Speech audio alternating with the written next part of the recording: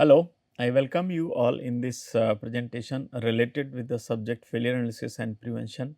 And we are talking about the failure analysis of the components made by the forming. So, in this particular presentation, I will be talking about one typical case study where in the steel pipes which are made of the high strength steel were welded, and the welded pipes they failed prematurely during the installation, and therefore a failure investigation was carried out to identify the potential causes of the fracture. So, the content includes like failure of the high strength steel pipes and the relevant joints. Failure analysis procedure included the composition analysis, microstructure and XRD analysis, mechanical properties like toughness under the low temperature and high temperature, means room temperature and 0 degree centigrade temperature conditions, and the soundness assessment of the weld joints and the base material, and the finding and information. So, the background information is like this, like the steel pipes which were fabricated failed during the installation. These pipes were fabricated using the high strength steel which were cut by thermal cutting, followed by rolling and then welding. So, initially the cracks were also observed during the welding, but in some of the cases only, but in other cases the cracks were not observed. So, after the rolling of the plates in the shape of pipe, longitudinal welds were made by the submerged arc welding process for welding of thick sheets like say 25 thickness. Submerged arc welding is a high heat input process which can penetrate the deeper, provides the deeper penetration, say 25, 30, 40 single pass penetration is possible. So, longitudinal welds were made by the submerged arc welding using a preheat of the like 80 to 150 degrees centigrade, followed by the post weld heat treatment after making the weld, and the exposure was given like 200 to 250 degrees centigrade for 2 hours. So, the PWHT is primarily given to reduce the residual stresses if they have developed, to impart the toughness, to temper out the things so that the embrittlement possibilities are reduced, and the circumferential weld to make the pipes of the desired length. The circumferential welds were made by the sealed metal arc welding process using the similar electrode preheat and the post weld heat treatment as that of the SAW for the longitudinal weld. Okay. What was observed, like during the installation, the catastrophic fracture of the failure took place at much lower level of the stress as compared to what is expected during the service. So, this was the critical thing, like the stress applied were too low, but still the fracture took place. So, when like say the high strength steel subjected to the thermal cutting followed by the fusion welding. Okay. So, and the steel was of the high strength. So, because of the high carbon equivalent that it had, say around 0.5, these combinations made the steel very sensitive for the embrittlement, particularly related with the martensitic transformation. Additionally, there would have been few residual stresses also. So, when the externally applied stresses clubbed with the residual stresses in case of the hard and the brittle weld joints, especially in vicinity of the weld, the failure tendency is very high for the cracking of the weld. So, considering these conditions, failure investigation was conducted. Since the fracture took place under much lower than the allowable stress, which indicates that the problem is technological, means not as per the design and the material, but there would have been something else which is happening, and the not right estimation and judgment was made about the process procedures for a given kind of the material. So, it suggested that there is a need to look into the material design fabrication aspects. Successful, you see, before the pipe could before the pipes fail prematurely during the installation, the pipes were subjected to the hydrostatic testing, but during the installation later on, after everything was installed, everything was fitted, the catastrophic fracture took place. So, this indicates that if the pipes are surviving the hydrostatic test, means this is good, but later on during the installation, the some unique kind of the conditions are being introduced, which are leading to the development of this undesirable catastrophic fracture. Failed component of the steel was investigated in respect of the mechanical properties, like say the toughness at -20, 0 and +20 degrees centigrade, hardness, chemical composition, and the gaseous content like hydrogen, nitrogen and oxygen analysis, phase analysis using the X-ray, diffraction analysis and other relevant microscopy like optical microscopy and electron microscopy to investigate the microstructure as well as the fracture surface morphologies. The steel composition, just for an example, is say like this: 0.19% carbon with little higher percentage of the sulfur and phosphorus and lower percentage of the silicon, higher percentage of the vanadium and other alloying elements as it traces, and the manganese is say 1.5. The composition is important especially from the carbon equivalent point of view and carbon weight percentage point of view, because these two things dictate significantly how great the steel will be hardenable, what will be the level of hardenability of the steel, and accordingly our ease of welding or weldability is decided. So, the steel showed the typical structure. You can see here it is showing low magnification micrograph and the typical bands, okay, layers of the ferrite and the pearlite, okay, instead of the equaxed grain structure.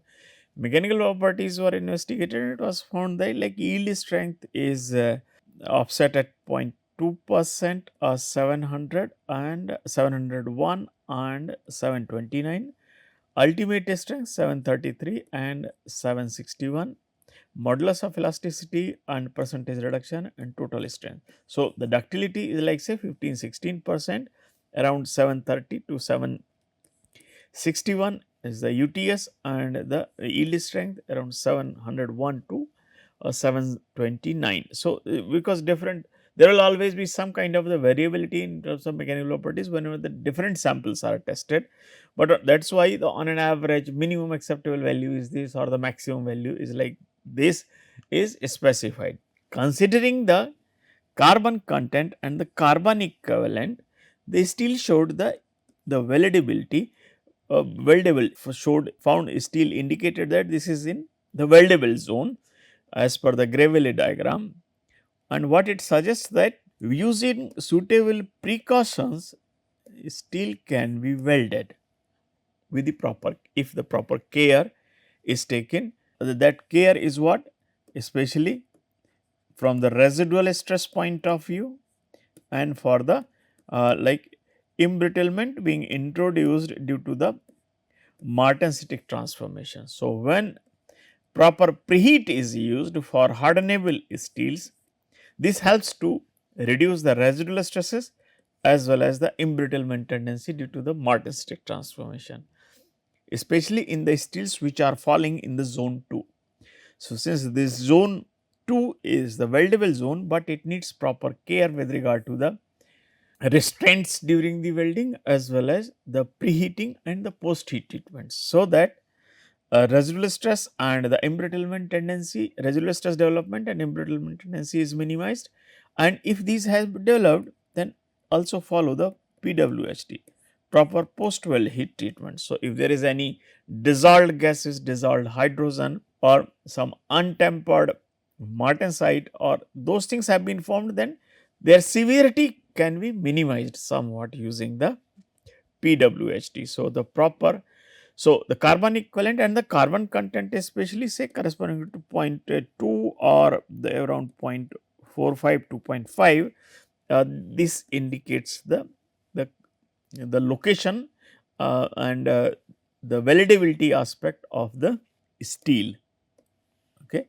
So, the cross section of the failed sample was analyzed, and what was found, like, and in say if this is the failed cut fractured edge of the pipe, then the fractured edge of the pipe showed the presence of unique features indicating the possibility of very hard and the brittle constituents, which led to the creation of the voids and the fracture. So, the very undesirable micro constituents is one of the possibility, and it was found that this showed the significantly greater level of hardness as compared to the matrix. Matrix is not that hard as compared to that of these the inclusion, these undesirable impurities which are there in the at the center of the plate. So, this indicates like the hardness variation across the section thickness. At the same time, it was also observed that the few inclusions and inclusion like impurities are there which are extremely hard. The failed sample also showed like the cracks around the weld zone. Okay. So, this is indicating like there is a possibility of the notch at the toe of the weld. So, toe of the weld usually shows the high stress concentration coupled with the high hardness due to the martensitic transformation. So, this is very and the possibility of the residual tensile stresses in vicinity of the weld joint. So, these kind of the combinations actually becomes very good, you can say, recipe for crack initiation. Okay. So, undesirable things like stress concentration at the toe of the weld, high hardness, reduced ductility, residual tensile stresses. So, these promote actually the cracking of the weld joint. So, if the heat affected zone or the toe of heat affected zone is little softer, weld zone and this the at the toe of the weld stress concentration is moderate, but is not getting embrittled, it is soft and ductile, then these kind of the tendencies will be reduced, and the residual stresses also can be minimized by using the proper preheat or choice of proper filler metal. Since the embrittlement related with the martensitic transformation leading to the high hardness, making the steel of the very low toughness and very low ductility, very low ductility. So, the low toughness, low ductility makes the steel very sensitive for cracking, coupled with the development of the residual tensile stresses. So, if these things are minimized, means percentage ductility is not compromised much, its ductility is still high, the toughness is still high, and residual tensile stress is also low, then these conditions will favor the development of sound weld joint and will avoid any kind of the cracking. The best way to do this in welding of the hardenable steels which are of high chromium, high carbon equivalent, say greater than 0.45 or 0.5, the best way to do this is either use the low yield strength filler if it is possible for a given service. If it is acceptable, then use the low yield strength filler. Second, another more workable method is use proper preheat. So, what preheat will be doing? Preheating basically modifies the thermal cycle being imposed. Okay. It will reduce the rate of heating, it will reduce the rate of cooling. So, no preheat or with preheat. So, the preheating or no preheating, when the preheating is used, cooling rate is reduced. Heating rate is reduced, cooling rate is also reduced as compared to the case when there is no preheat. Okay. So, the temperature and time, this is the typical thermal cycle. So, the preheating is helping is actually helping in, we are interested in reducing the cooling rate. If the cooling rate is reduced, then as per the CCT diagram, what we have seen, if the cooling rate is greater than the critical cooling rate, then it will be leading to the martensitic transformation, which will be making the steel hard and brittle, austenite, austenite plus perlite, okay, and only perlite. So, when cooling rate is little low due to the, so this is on the log scale time and temperature in the y axis. So, this is CCT diagram. What it shows, the cooling rate is greater than the critical cooling rate, then whole of the austenite will be transformed into the martensite and will be resulting in the hard and brittle, the heat affected zone as well as the weld zone. But when the cooling rate is low due to the preheat, then this will be leading to the formation of the fine perlite. For the lower cooling rate will be leading to the coarse perlite, and this will be reducing the hardness, will be reducing the embrittlement tendency. So, it is always good to identify the suitable preheat temperature, so that the soft phases can be encouraged, the unnecessary hardening due to the martensitic transformation is minimized, and the residual stresses being developed, they are also minimized. So, these conditions will reduce the adverse effect related with the hard and brittle phase transformation, and thereby they will increase the resistance to the cracking, and they will make the steel more ductile, they will make the steel more tough. It is very important to choose the proper preheat temperature. So, depending upon the carbon content, carbon equivalent, say from 0.2 carbon equivalent to 0.8, what we can see that as a function of thickness, how the preheat temperature should be used. This is just an indicative, like only for very thick sheets preheat temperature is to be used when the carbon equivalent is less than 0.2. Otherwise, the preheat is to be used say around 50 when the carbon equivalent is say 0.25 for thickness greater than 20 mm. Okay. So, depending upon the carbon equivalent, depending upon the thickness, different level of the preheat is to be used. So, if the proper preheat is chosen, it will help in increasing the transformation of the soft phases, formation of the soft phases, it will reduce the hardening tendency, it will reduce the residual stresses, and thereby cracking tendency of the steel weld joints will be minimized. So, this is the similar diagram, but like if the concentration of the phosphorus and sulfur in steel is high, then the fracture toughness in terms of the stress intensity factor will be low. Similarly, if the combination of the manganese and silicon coupled with the phosphorus and sulfur, if that is high, then that will be reducing the stress intensity factor, fracture toughness significantly. Okay, this significant drop in resistance, significant drop in fracture toughness means reduced resistance to the cracking, crack propagation. Okay. So, the fracture toughness indicates the resistance to the crack propagation. Say there are lots of notches and crack like defects under the external stresses, the material, the cracks tend to grow catastrophically, and that will be happening very easily if the fracture toughness of the material is very low. And impurities like phosphorus and sulfur, or the combination of manganese silicon coupled with the phosphorus and sulfur, these will be reducing the fracture toughness significantly, and thereby making the steel very sensitive for cracking. Based on the composition of the steels, these steels can be analyzed in respect of the various parameters with regard to the cracking. Okay. So, like hot cracking tendency of the steel, hot cracking susceptibility of the steel based on the composition was analyzed, and what was found, like the 10.4, 28.8, 10.4 and 11.3.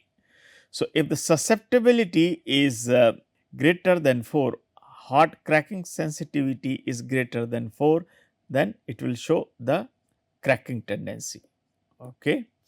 A unit of the crack susceptibility, these are the things. Low crack susceptibility, this is the unit of the crack susceptibility. So, these are the other things.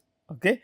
The reheat cracking susceptibility, if we see the crack susceptibility when the delta G is greater than 0. So, in all these cases, if we see that there is a susceptibility for cracking. Okay. Now, tamper embrittlement is calculated using, there are empirical relations which can be used to calculate the tamper embrittlement, and then that will indicate, like if the J value 316, 557, 854 and 911. So, in all these cases the crack susceptibility, so whenever the value of the J is greater than 180, it will show the tamper embrittlement uh, tendency. Okay. And then the carbon equivalent for the different this is the carbon equivalent. Then the preheat temperature prediction based on the, like the PCM and the PW, the preheat temperature calculated, these are the different values of the preheat temperature. So, this approach is based on the, like the considers the carbon equivalent, the hydrogen content and the hardness. It uses 3 different parameters to arrive at the kind of preheat temperature to be used, and based on that, if the preheat temperature is obtained, then 175, 138, 139 and 197. There are empirical relations for calculating the PCM and PW based on that is so those values are calculated based on the hydrogen, dissolved hydrogen, hardness and the carbon equivalent present in the steel. Another problem which is commonly observed with the steel is that the steels show a lot of change in behavior with regard to their toughness. Okay. So, steels usually at room temperature they show reasonably good toughness and ductile behavior as compared to that at low temperature. So, the steels say room temperature or above, they usually show very good toughness, say here it may be 100 to 150 joules. But when the same steel is subjected to the toughness test at lower temperatures, say -10, -20, -30 like that. So, the different steels show the different kind of the reduction with the drop in temperature. So, it is possible like steel may show sharp gradient like this. So, what it indicates that this is the temperature at which this is the temperature range over which sharp drop is taking place. So, here we have temperature, say this side plus 40, this side minus 40, alright. So, on when the steel is subjected to the toughness test at the decreasing temperature, then what it will show that there is sharp drop over a range of temperature. So, this the temperature range over which this kind of the drop is taking place in the toughness y axis, there is a toughness. So, this sharp drop takes place at a particular temperature range. So, say this drop is occurring over this temperature range of say -20 to -40.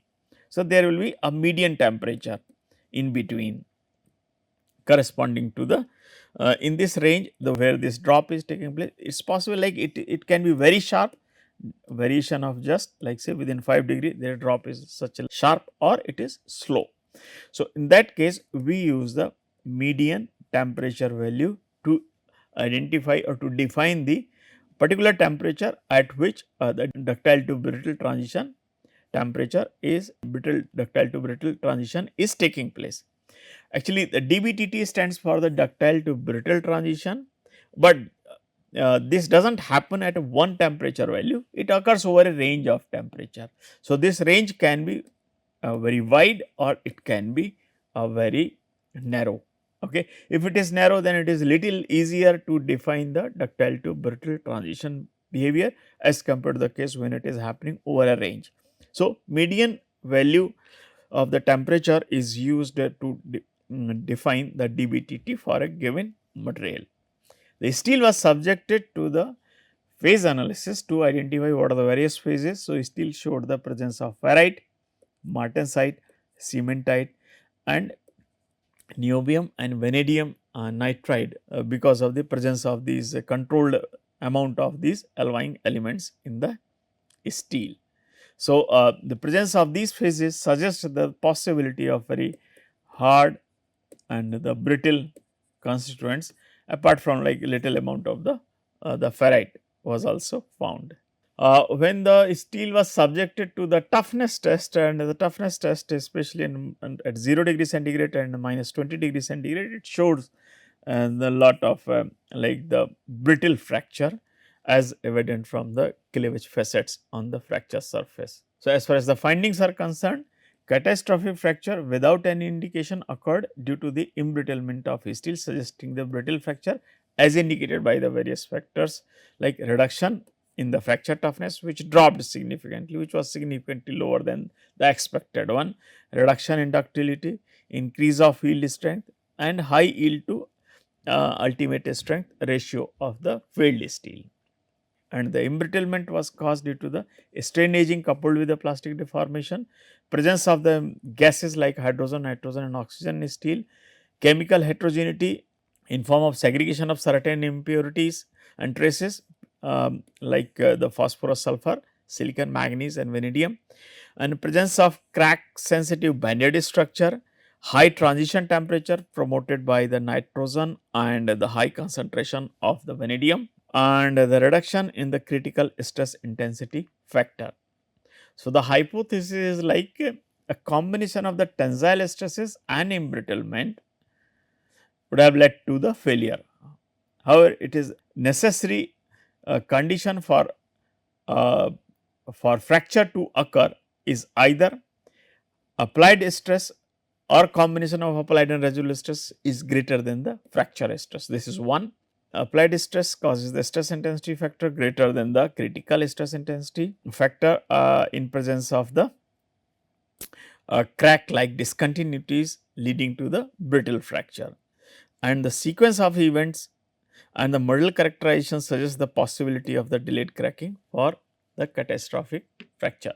So, now I will summarize this presentation. In this presentation, basically I have talked about the failure analysis of the high strength steel pipe joints, wherein the characterization